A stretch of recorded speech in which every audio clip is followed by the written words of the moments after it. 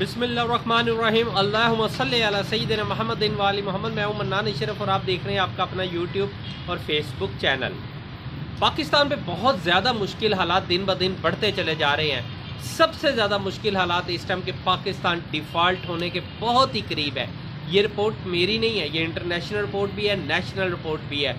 बार बार ये इसमें TV channels पे खबरें चल रही हैं कि पाकिस्तान तकरीबन 90% डिफ़ॉल्ट के बिल्कुल लाइन पे पहुंच चुका हुआ है। अगर 10% कोई डिफ़ॉल्ट के करीब है तो वो अगर पेमेंटें ना दी गई, देखिए पाकिस्तान के अंदर इस टाइम के ऊपर अभी 4 हफ्ते बहुत ही अहम है।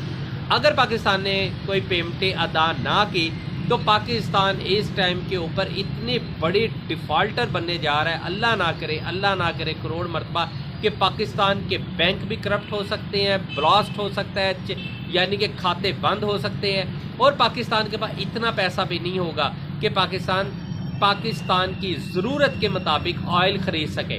ये बहुत ज़्यादा हालात दिन ब दिन ख़राब होते चले जा रहे हैं। इस टाइम के ऊपर अगर पाकिस्तान को पैसा बाहर से ना मिला या कहीं से कोई मदद ना आई तो पाकिस्तान बहुत ख़तरनाक सूरत हाल से दो चार है, समझ से बाहर है कि इस टाइम के ऊपर हमारे हुक्मरान जो है क्यों नहीं इस मामले के ऊपर ज़्यादा सीरियस हो रहे और उन्होंने पहले क्यों सीरियस नहीं हुए।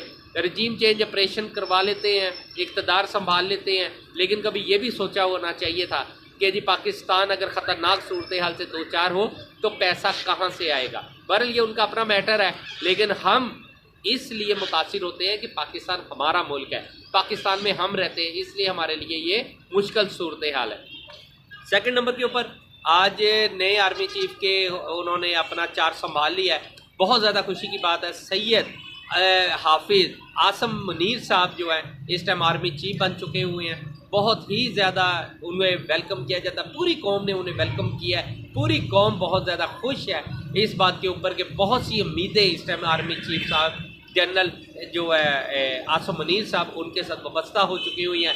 और सबसे बड़ा जो हमारे नए आर्मी चीफ को जो चैलेंज है वो यही है कि वो पाकिस्तानी फ़ौज और पाकिस्तानी कौम के दरमियान जो पिछले टनौर के अंदर कुछ फासले बढ़ गए थे अब उन्हें वो कम करने में कामयाब हो सकेंगे कि नहीं। लेकिन हमें उम्मीद है कि इंशाअल्लाह ताला फासले कम हो जाएंगे।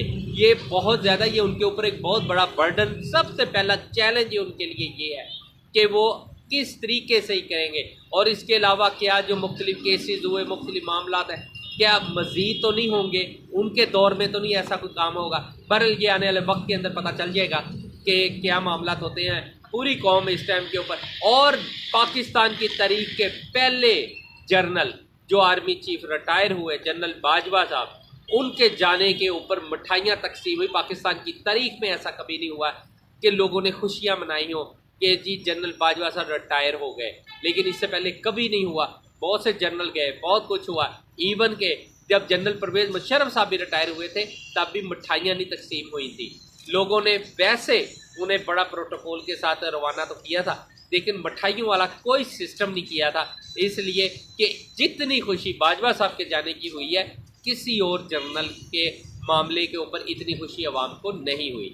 अच्छा, ये बहुत ज़रूरी था कि इस टाइम भी लोग जो है बहुत ज़्यादा अब सोचना शुरू हो गए हैं। देखो सोशल मीडिया भरा पड़ा है, बाकी बहुत से यानी कि मामलात के ऊपर लोग बहुत उम्मीदें लगा लेते हैं, फिर वो उम्मीदें जब चकनाचूर होती हैं ना फिर दुख होता है बहुत ज़्यादा। सबसे अहम इशू पाकिस्तान के अंदर इस टाइम के ऊपर ये है कि पंजाब और KPK की असम्बलियाँ ख़त्म होने लगी हैं, कि वो ख़त्म की जा रही है कि नहीं। इसके लिए मशावरत जो है मेरे ज़राए जो है और उनकी इत्तला के मुताबिक मशावरत बहुत हद तक कंप्लीट हो गई है। परवेज़ लाई साहब के एक शको शुबात से के शकूक और शुबात मतलब चल रहे थे कि जी शायद वो असम्बली नहीं तोड़ेंगे, लेकिन उनके बयान आने के बाद हौसले जो दुश्मन थे, जो मुखालफीन है जिसे कहा जा सकता है, कि वो बहुत ज़्यादा मायूस हो गए हैं।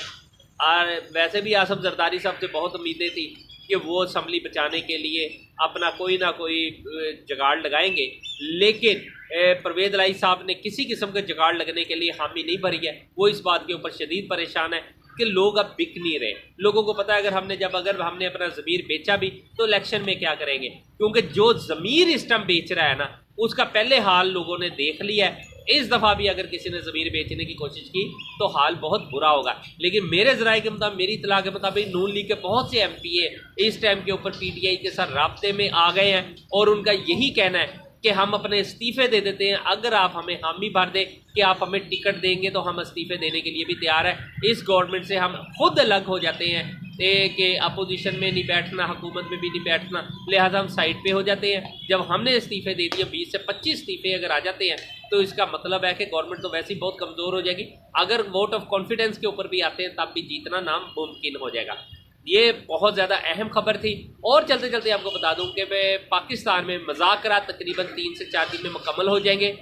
हफ्ते वाले दिन पाकिस्तान में हफ्ते वाले दिन पंजाब और KPK की गवर्नमेंट को ख़त्म कर दिया जाएगा, तोड़ दिया जाएगा और उसके अंदर ना भी कोई वोट ऑफ कॉन्फिडेंस आएगा और ना ही कोई, अभी तक जो ज़राए बता रहे हैं वो यही है, इमरान खान साहब ने पूरी प्लानिंग कर ली हुई है। इस टाइम राब्ते मुकम्मल बहुत तेज़ी के साथ जारी हैं, मज़ीद भी राब्ते होंगे, लेकिन ये है कि मशावरत का अमल मुकम्मल हो चुका हुआ है। इस्तीफ़े पहुँचना शुरू हो गए इमरान खान साहब के पास।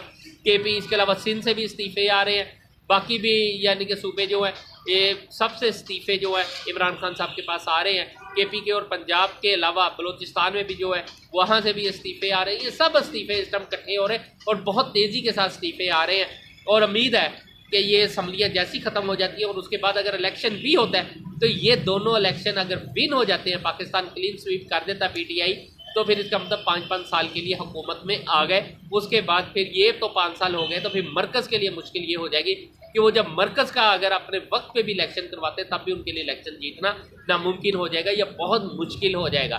इसलिए फिर सीटें निकालना इतना आसान काम नहीं होगा। चलते चलते एक बात आपको मैं बता दूँ, रजीम चेंज ऑपरेशन में किसी की मुस्कुराहट, ये बहुत अहम बात है। रजीम चेंज ऑपरेशन के अंदर किसी की मुस्कुराहट, एक मुस्कुराहट, एक पल की मुस्कुराहट ने करोड़ों चेहरों से मुस्कुराहट छीन ली, करोड़ों चेहरों को यानी कि मजबूर कर दिया। वो यानी कि मायूसी की उस दलदल में चले गए जो इससे पहले पाकिस्तान की तारीख में कौम कभी इससे मायूसी की दलदल में नहीं गई। जब पाकिस्तान में रजीम चेंज ऑपरेशन हुआ कोई तो मुस्कुराया और वो अपनी फतह पे मुस्कुराया, अपनी ताकत पे मुस्कुराया, लेकिन उसके बदले में अवाम, करोड़ों अवाम जो बेबस और लाचारगी की तस्वीर बन गए। रजीम चेंज ऑपरेशन के 8 माह के अंदर एक्सपोर्ट ख़त्म हुई, बेबसी के आलम में जनाब जो इंडस्ट्री मालकान है वो बैठ गए। 8 माह के अंदर बिजली के बिलों ने, गैस के बिल ने कमर तोड़ के रख दी, लोग बेबसी की तस्वीर बन गए। 8 माह के अंदर लोग अपने बच्चों की फीसें ना दे सके। देखिए, जब कोई बाप बेबसी के आलम में, तो वो अपनी वो बेटियां जो शादी के काबिल हो चुकी हुई हैं, उम्रों को पहुंच गई है, उनकी तैयारी करना, उनका जेवर खरीदना, उनका फर्नीचर खरीदना, खाने का इंतज़ाम करना, जब पैसा ही नहीं है तो उस टाइम वो कितने बेबस, कितना लाचार होगा वो बाप, तब वो कितना तड़पता होगा, कितना रोता होगा। वो एक मुस्कुराहट ने कितने लोगों के ख्वाब चकनाचूर कर दिए। वो बेबसी में लोग, वो माँ जो अपने बच्चों को भूखा प्यासा तड़पता देखती होगी, वो कितनी बेबस होगी, कितना रोती होगी। वो बाप जो अपने बच्चों को बेरोजगारी में देखता होगा, वो कितना परेशान होगा। वो लोग जो बाहर कारोबार के लिए, काम के लिए, मजदूरी के लिए जाते होंगे, जब उन्हें पता चलता होगा इंडस्ट्री तो कोई भी नहीं चल रही है, चंद जो चल रही है वो भी लोगों को नकार रही है, बेरोजगारी के भेड़ चढ़ रहे हैं लोग, तब कितनी बेबसी होगी। वो लोग जो कारोबार के अंदर मुख्तलिफ जगहों के ऊपर इन्वेस्टमेंट की हुई है, जब इन्वेस्टमेंट के अंदर वापस नहीं आ रही, ख्वाह वो प्रॉपर्टी में है, ख्वाह वो किसी भी कारोबार में है।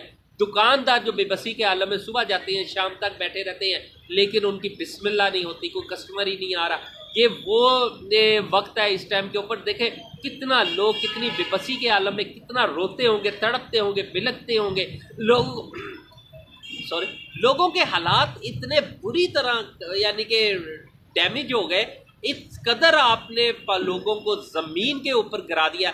लेकिन आपकी एक मुस्कुराहट ने, अगर रजीम चेंज ऑपरेशन करना था तो कम से कम फिर उन्हें समझाते, जो हुकूमत में आ रहे थे, जो PDM के तमाम इत्तेहादी, उन्हें बैठाते, उन्हें बताते कि भैया मुल्क आपने संभाल सकते हैं तो हम रजीम चेंज करते हैं, अगर मुल्क नहीं संभाल सकते तो हम कुछ नहीं करते। लेकिन मुल्क किसी ने नहीं संभाला, सब ने अपना इंजॉय किया, किसी ने मुल्क नहीं संभाला। जिन्होंने मुल्क संभाला उन्होंने सिर्फ अपने केस ख़त्म कराए, नैब ख़त्म की, अपने लिए रास्ते बनाए, इलेक्शन में जाने के लिए अपने रास्ते सीधे किए। इसके अलावा उन्हें अवाम से कोई गर्ज नहीं, अवाम से कोई मोहब्बत नहीं, किसी किस्म की कोई दिलचस्पी नहीं। अवाम जाती है बाढ़ में, अवाम मरे, अवाम जो मर्जी हो जाए। कभी हमने सोचा कि यूनिवर्सिटियों से बहुत सी बच्चे दाखिले से महरूम रह गए, स्कूलों से लोग सिर्फ फीसें ना देने की वजह से निकाले जा रहे हैं बच्चे। वो माँ जो तकरीबन दिन में 3 टाइम अपने बच्चों को खाना खिलाती थी, आज 1 टाइम खाना खिलाने के लिए उनके लिए कितनी ज़्यादा मुसीबत, कितनी मुश्किल हो गई है।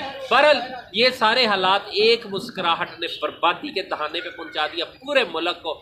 ये तारीख कभी माफ़ नहीं करेगी, कभी माफ़ नहीं कर सकती है, क्योंकि पाकिस्तान को जिस दहाने पे इस टाइम के ऊपर पहुंचाया है, इंशाल्लाह बहुत उम्मीद है कि पाकिस्तानी कौम, पाकिस्तानी तारीख इन पल को, इन लम्हों को लाजमी याद रखेगी और हमेशा याद रखेगी। और ये डिस्कस होती रहेगी कि एक मुस्कुराहट, सिंपल एक पल की मुस्कुराहट लेने के लिए करोड़ों लोगों को बर्बाद कर दिया है। मनान नशर को इजाज़त दीजिए, अपने चैनल का बहुत ख्याल रखिएगा। अल्लाह हाफिज़।